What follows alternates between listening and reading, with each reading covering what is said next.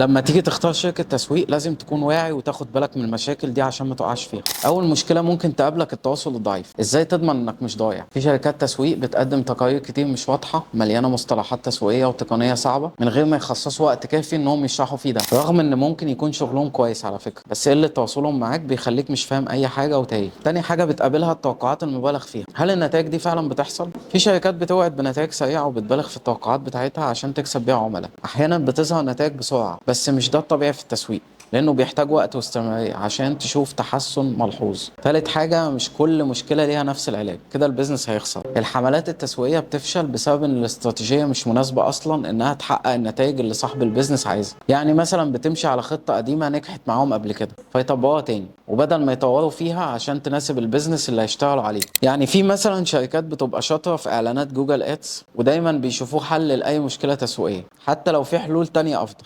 اخر حاجة لازم تفهمها، التسويق مش روتين، لازم تفضل تتطور. العلاقة بينك وبين شركة التسويق لازم تتطور مع الوقت. شركة التسويق لازم تمشي مع كل جديد في السوق. في شركات تسويق كتير بتقع في فخ الروتين، وده بيخلي النتائج تقف بعد فترة وتفضل ثابتة.